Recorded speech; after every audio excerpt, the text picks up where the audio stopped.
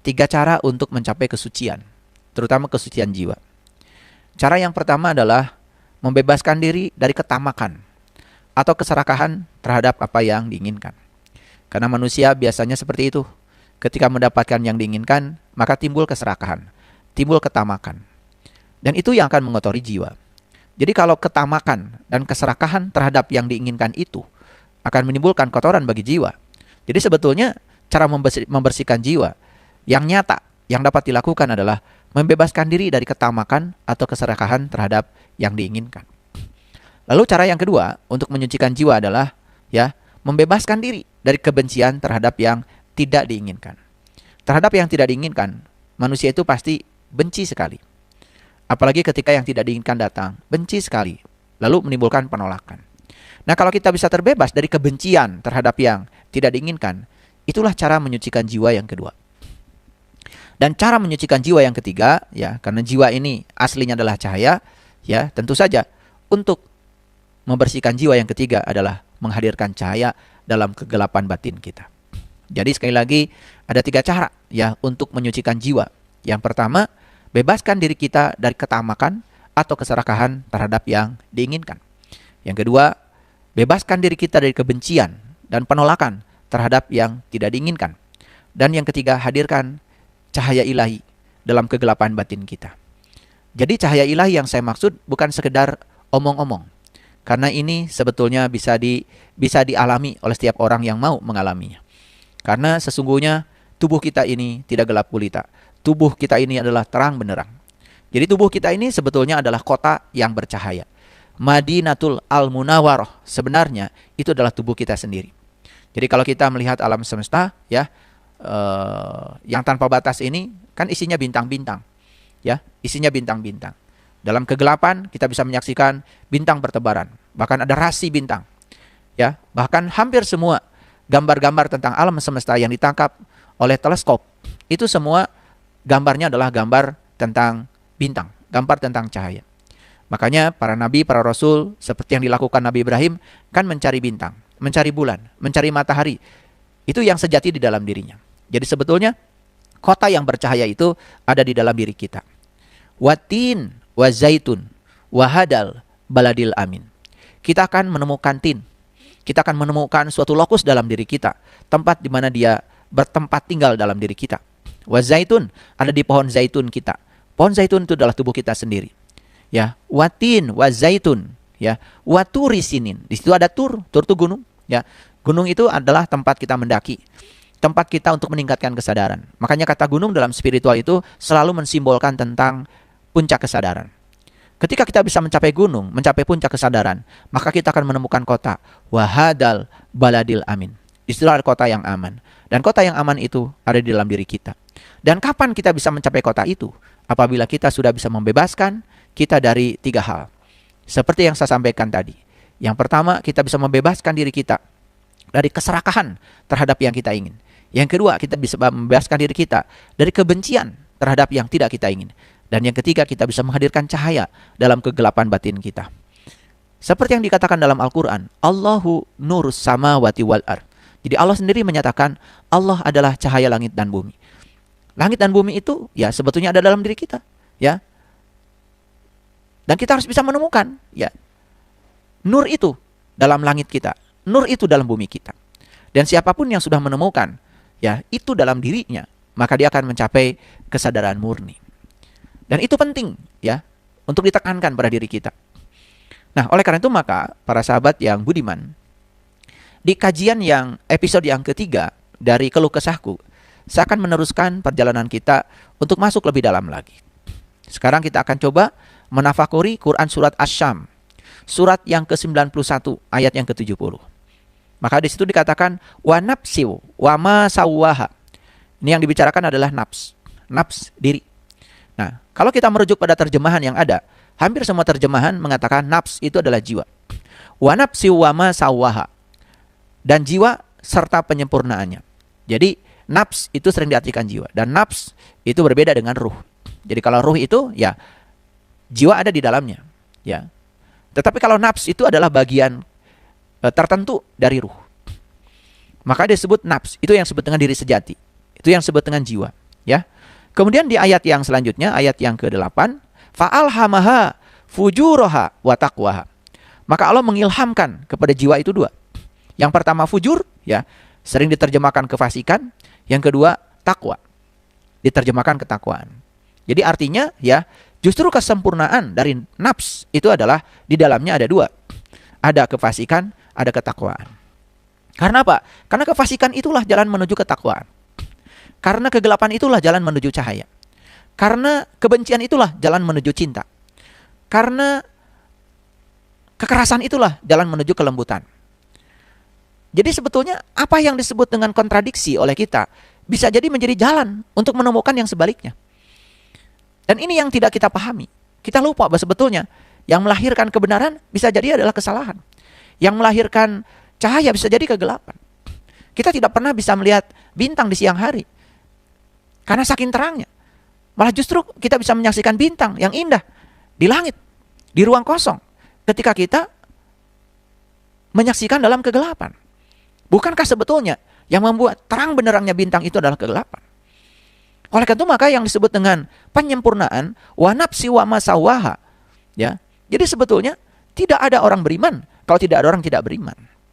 Tidak ada orang kaya kalau tidak ada orang yang tidak kaya.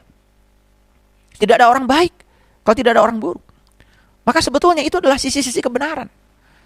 Oleh karena itu maka di dalam kehidupan kita tugas kita adalah menjadi penyaksi, menjadi wasit di titik tengah. Karena di balik dua-duanya itu ada pesan yang luar biasa. Ya, tidak ada ketakwaan kalau tidak ada kefasikan. Bahkan bisa jadi yang mengantarkan kepada ketakwaan itu adalah kefasikan. Makanya dalam satu episode kajian saya menyatakan bahwa kebahagiaan itu tanpa batas. Tapi kalau kesedihan itu berbatas. Karena ketika seseorang itu terpuruk dan mencapai kesedihan di titik nadir, pasti akan mengalami kebangkitan. Tetapi ketika orang sudah mencapai kebahagiaan yang tak terbatas, tidak mungkin kan, ya, ingin kembali kepada kesedihan. Tapi orang yang mencapai titik nadir dari kesedihan dan penderitaan, pasti ingin membebaskan diri dari situ. Dan bisa jadi titik nadir penderitaan, titik nadir kesedihan, itu menjadi titik awal dari suatu kebangkitan. Makanya sebetulnya penderitaan itu terbatas. Tetapi kebahagiaan tak terbatas. Itu luar biasanya Allah. Makanya Allah sendiri mengatakan ya dalam Al-Quran, kalau keburukan itu kan dicatat 1. Tapi kalau kebaikan dicatat 10. Luar biasa ya. Jadi ada bonus sebetulnya terhadap kebaikan. Jadi lucu saja kalau manusia tidak melakukan kebaikan. Nah, itulah sebabnya di ayat yang selanjutnya dari Quran surat Asy-Syam ya, ayat yang ke-9, qad aflaha man tazakkaha. Ya. Sesungguhnya beruntunglah orang yang menyucikan jiwa. Jadi kembali lagi, ya bagaimana cara menyucikan jiwa? Cara menyucikan jiwa itu 3. Yang pertama, membebaskan diri dari keserakahan kepada yang diinginkan. Yang kedua, membebaskan diri dari kebencian terhadap yang tidak diinginkan. Dan yang ketiga adalah membebaskan diri dari kegelapan batin. Nah, waqad khaba man dassaha, ya, dan sungguh merugilah orang yang mengotorinya. Jadi kembali lagi, ya. Pertandingan itu di dalam diri kita antara fujur dan takwa. Pertandingan dalam diri kita itu antara Kurawa dan Pandawa. Nah, kalau berbicara tentang Pandawa, ya, Pandawa itu kan 5. Ya, makanya Pandawa itu melambangkan yang 5 dalam diri kita. Yang pertama penglihatan kita, yang kedua adalah pendengaran kita, yang ketiga adalah pernapasan dalam diri kita, yang keempat adalah ini, ya, pembicaraan, dan yang kelima adalah pikiran yang ada dalam diri kita. Dan kalau kita bisa mengendalikan yang 5 ini, ya, Pandawa 5 dalam diri kita, yaitu pikiran, penglihatan, pendengaran, ya, kemudian pernafasan, dan kemudian ini pembicaraan, maka kita akan selalu kuat, kita akan selalu hebat, sehingga kita akan jadi pemenang untuk bisa mengalahkan Kurawa dalam diri kita. Karena Kurawa itu melambangkan dari keserakahan. Ya, baik para sahabat, kita akan lanjutkan. Nah, jadi bagaimana caranya supaya kita bisa mencapai kesucian itu? Yang pertama adalah melatih diri tentu saja. Melatih diri dengan kerelaan. Melatih diri dalam proses melepaskan. Baik itu materi maupun imateri. Ya, bagaimana cara melatih diri itu? Mengembangkan pemahaman. Mempertinggi pemaafan. Meninggikan toleransi. Itu cara kita melatih diri untuk mencapai kesucian. Jadi cara latihannya yang pertama adalah melatih diri dengan kerelaan. Atau melatih diri dengan melepaskan. Baik materi maupun imateri. Makanya kenapa ya yang disucikan adalah jiwa, tapi yang dilepaskan adalah harta. Kan coba ya, zakat itu ya dipahami secara awam itu adalah mengeluarkan 2,5% dari harta kita. Itu zakat mal. Ada lagi zakat fitrah ya, untuk mensucikan jiwa kita. Pokoknya urusan zakat biasanya ada kaitan dengan mengeluarkan sejumlah harta. Coba, pernah nggak kita bertanya, kenapa yang disucikan jiwa tetapi yang dikeluarkan adalah harta? Karena untuk menyucikan jiwa itu memang diperlukan kerelaan, diperlukan kemampuan untuk melepaskan baik yang bersifat materi maupun yang bersifat imateri. Nah, apakah cukup dengan itu? Ternyata tidak cukup, karena kita harus mengembangkan pemahaman. Untuk bisa melepaskan itu harus mengembangkan pemahaman. Contoh, saya sederhanakan. Seseorang itu akan senang dan gemar memberi, bahkan akan kecanduan memberi, kalau dia punya pemahaman bahwa memberi itu bukan untuk orang lain. Tapi memberi itu sebetulnya kita sedang memuliakan diri kita sendiri. Jadi kalau kita percaya bahwa sebetulnya memberi itu buat orang lain, tapi buat diri kita sendiri, kita sedang mengembangkan pemahaman.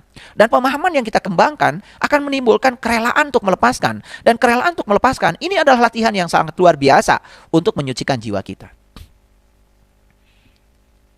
Kan banyak orang yang menganggap bahwa memberi itu ya mengurangi sebagian harta kita. Malah justru dia merasa kehilangan. Tapi orang yang sudah mencapai pemahaman, maka memberi itu ya pertama untuk dirinya sendiri, maka dia tidak mungkin untuk dirinya sendiri memberi yang buruk. Makanya ketika dia memberi pada orang lain, pasti akan memberi yang terbaik. Istilahnya orang Sunda itu ngajenan karena diri sorangan. Jadi dia memuliakan dirinya sendiri. Karena dia punya pemahaman, kalau memberi buat orang lain, tapi memberi itu buat dirinya sendiri. Dan memberi itu menguntungkan, karena ketika kita memberi dan tanpa syarat memberinya, tidak ada keinginan untuk dibalas dalam pemberian, maka yang akan datang itu adalah penerimaan. Karena tidak ada penerimaan kalau tidak ada pemberian. Makanya orang-orang yang cerdas dalam kehidupan ini ya, tidak kemudian ya ketika mendapatkan harta dikumpulkan terus-menerus, tetapi hartanya itu malah justru dibagikan, bukan dikumpulkan. Karena mengumpulkan harta itu tidak menimbulkan kebahagiaan, tetapi menggunakan harta untuk membahagiakan orang lain, di situ letaknya kebahagiaan. Ini latihan yang pertama, melatih diri dengan kerelaan, melatih diri untuk melepaskan, baik materi maupun imateri, ya. Dan kita harus bisa mengembangkan pemahaman. Makanya kadang-kadang ada orang yang memberi sesuatu yang diberikan kepada orang lain itu, sesuatu yang dia tidak butuhkan. Makanya dia memberi yang buruk. Padahal di Quran dikatakan, tidak disebut kebajikan kalau kamu belum bisa memberi yang kamu cintai. Artinya memberi itu yang kamu sendiri butuh dengan itu. Tapi ada orang lain yang lebih butuh. Itu pemberian yang bernilai. Makanya ya di komunitas kami ini ya, di Bumi Spiritual Isbatul Yakin, itu sudah dibiasakan memberi itu. Ya, bahkan saya melatih di komunitas ini setiap individu untuk berusaha untuk melepaskan. Dan ternyata mereka yang sudah melatih diri, bahkan timbul kecanduan memberi. Mereka merasakan bahwa pemberian ini bukan sekedar membahagiakan, tetapi juga keberlimpahan. Makanya setiap bulan kami memberi kepada orang-orang yang butuh pertolongan. Yang sakit kita tolong, yang masuk rumah sakit kita tolong. Ada keluarga yang meninggal, kita bantu, kita bahagiakan. Ada keluarga kita yang anak-anaknya sulit untuk membiayai anaknya untuk sekolah, kita bantu untuk biaya pendidikannya. Dan ternyata begitu kita mampu melakukan itu luar biasa. Makanya kami punya yang namanya BSI Peduli, Bumi Spiritual Isbatul Yakin Peduli. Itu adalah peduli, ya, baik kepada yang ada di komunitas maupun yang di luar komunitas. Kami tidak membeda-bedakannya. Yang kedua, di setiap momen hari-hari raya besar keagamaan, baik itu Idul Fitri, Idul Adha, bahkan ya di hari Natal, kita juga belajar untuk memberi tanpa syarat. Ya, kita memberi lintas keyakinan. Karena memberi itu kepada siapa saja yang membutuhkan. Makanya saya juga mengajarkan ya di komunitas ini. Yuk, kalau kita memberilah yang bagus. Memberilah yang bagus. Ya, bahkan kami bukan sekedar membagikan sembako, tetapi mereka yang tidak punya baju lebaran, kita bantu ya sesuai dengan kemampuan kita. Dan kita memberi baju bukan baju bekas, tapi baju yang dibeli langsung dari toko, yang harganya juga wajar, yang harganya juga. Kenapa? Karena kita punya pemahaman kalau memberi itu bukan untuk orang lain. Memberi itu ngajenan diri sorangan, memberi itu memuliakan diri kita sendiri. Nah, kalau kita punya pemahaman seperti itu, mudah untuk melatih diri dalam kerelaan untuk melepaskan. Yang kedua, ya, tentu saja, ya, kerelaan untuk melepaskan yang bersifat imateri, bukan materi, yaitu belajar memaafkan. Kan daripada kita marah, lebih bagus memaafkan. Karena memaafkan itu bukan membuka jalan buat orang lain, tapi memaafkan itu membuka jalan buat diri kita sendiri. Dan ternyata memaafkan itu egois memang, karena memaafkan itu lebih menguntungkan orang yang memaafkan daripada yang dimaafkan. Jadi saya aneh saja kalau ada orang yang grundel, ya, kemudian memelihara kebencian gitu, ya itu ya akan merusak dirinya sendiri, ya, tidak punya kemampuan untuk memaafkan. Dan yang ketiga, ya, untuk melatih kerelaan atau melepaskan, kita pun harus mengembangkan toleransi. Toleransi itu kan sebetulnya adalah kita, ya, merasakan apa yang dirasakan oleh orang lain. Makanya saya sering melatih, ya, di komunitas kami, ya. Kalau ada orang datang ke rumah kita, jangan ditanya punya ongkos atau tidak. Ya, kalau dia mau pergi, mau diongkosin, ongkosin saja. Dan kita kan sebetulnya punya perasaan, ya. Kita juga bisa merasakan orang yang datang ke rumah kita tuh siapa. Orang datang ke rumah itu pakai kendaraan apa. Kalau datang ke rumah, ya sudah. Kalau di jamnya makan, tawari makan. Kalau mau pulang, ongkosi.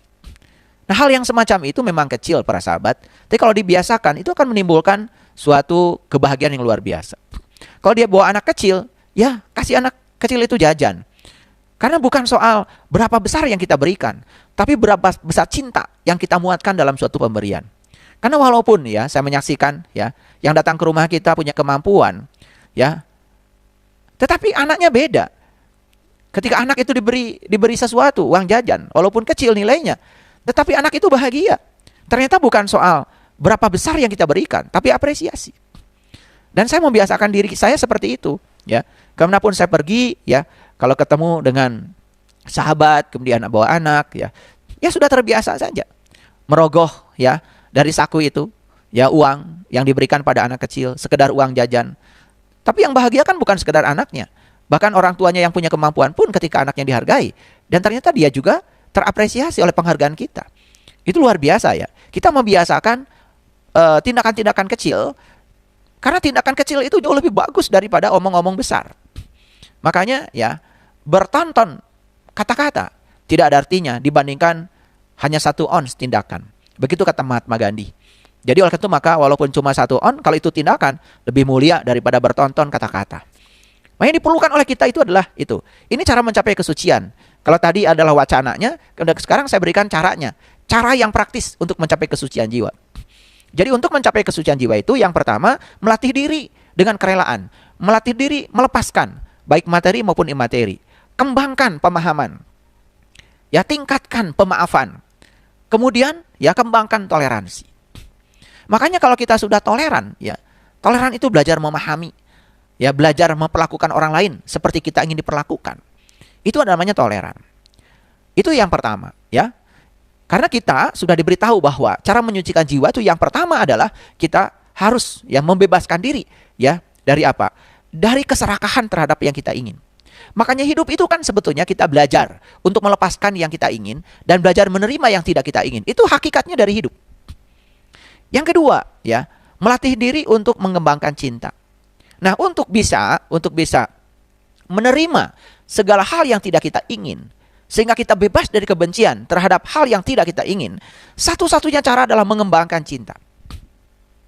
Kenapa? Ya, karena tidak ada cara lain untuk melawan kebencian kecuali cinta. Tidak ada cara lain untuk melawan kegelapan kecuali menghadirkan cahaya. Makanya ketika mengembangkan cinta, pasti kita tidak mungkin membunuh. Ketika mengembangkan cinta, tidak mungkin kita mencuri. Ketika kita mengembangkan cinta, tidak mungkin melakukan tindakan asusila. Ketika kita mengembangkan cinta, tidak mungkin kita berbohong. Ketika kita mengembangkan cinta, bahkan tidak mungkin kita makan dan minum berlebihan. Makanya saya sering mengatakan, jadilah cinta. Ketika kita menjadi cinta, maka yang akan datang adalah cinta. Cinta bukan sekedar rasa perasaan. Tapi cinta yang lebih jauh lagi adalah kita membangkitkan kekuatan positif yang ada di dalam diri kita. Karena semua produk-produk penemuan, semua hal yang berguna dalam kehidupan ini, itu lahir dari apa? Dari kekuatan positif yang dibangkitkan oleh setiap orang yang mau membangkitkan kekuatan positif itu. Dan itu cinta yang sebenarnya. Makanya di 7 jalan baru yang menakjubkan, saya pernah menyampaikan 1 jalan yang luar biasa dari 7 jalan itu apa? Yaitu daripada kita memaksakan cinta, lebih bagus kita mengungkapkan cinta. Karena kebanyakan manusia ingin memaksakan cinta, ingin dicintai. Padahal dicintai itu hanya akan terjadi kalau kita sudah mencintai. Makanya daripada kita memaksakan cinta, dicintai maksudnya, kan lebih bagus mengungkapkan cinta. Daripada kita memaksakan cinta, kita memaksa orang lain harus mencintai kita, kan lebih bagus kita mengungkapkan cinta kita kepada orang lain. Karena kita tidak bisa mengendalikan orang di luar diri kita bisa mengendalikan diri kita. Ketika kita mengungkapkan cinta, hadiah dari mengungkapkan cinta, saya pastikan itu pasti dicintai. Dan itu benteng pertahanan kita. Bahkan ya, ungkapan cinta ini bukan sekedar pada pasangan, pada anak, pada keluarga, tetapi pada seluruh makhluk di semesta ini, baik yang kelihatan maupun yang tidak kelihatan.